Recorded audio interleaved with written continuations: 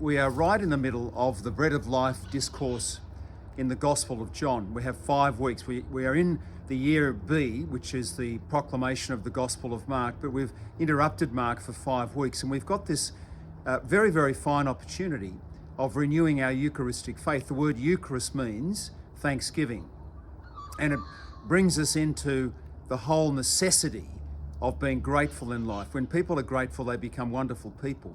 Now, we're in the Bread of Life discourse. Jesus has claimed, I am the bread of life. The origin of the saying is important. The statement itself, we should take it at face value. So, I am the bread of life. I am. So when Moses encountered God, had an intimate encounter with God, he said to God, when I go back to the people, who should I say that I've been communing with? And God said, tell them, I am.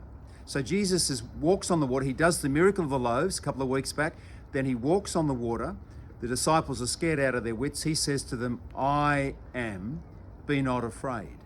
And now we have the fulfillment of the I am statement. I am the bread of life. So this is the first of 7 I am statements in the Gospel of John. Go and search for them. It's a wonderful little exercise to do. They're all about relationship. They're bringing into this they're bringing each one of us into the great relationship in reality, which is the Father, Son, and Holy Spirit. St. Augustine said, God in his very nature is pure relationship. So every relationship originates and is moving towards that. It's very important for us to remember that. The great relationship in life is the Father loving the Son, and the love being so intense that it's the Holy Spirit.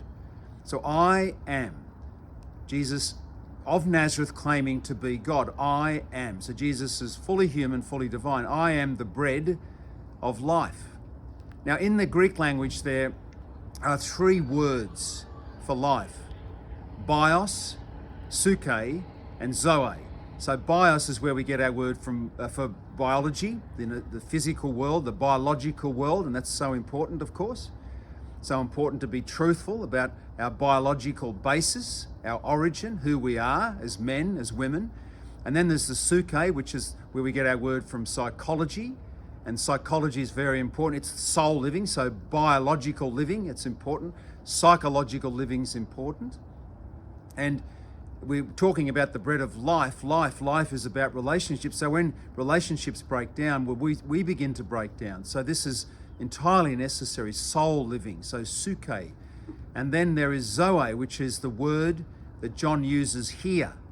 So he's saying, I am the bread, not of bios, I am the bread, not of suke, I am the bread of zoe, I am the life existence of everything.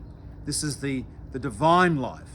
I am the bread of life. This is the divine life that I want to give you, which of course includes the biological life that we share here and our psychological. Of course it does. But the Zoe is the great gift that's on offer here. And Jesus says, I am the bread of life, and I give my flesh for the life of the world. So he is here. He delivers unto us this incredible gift, his body and blood, soul and divinity. That is the fruit of his great love, his great sacrifice on the cross, where he offers himself to the Father and for us.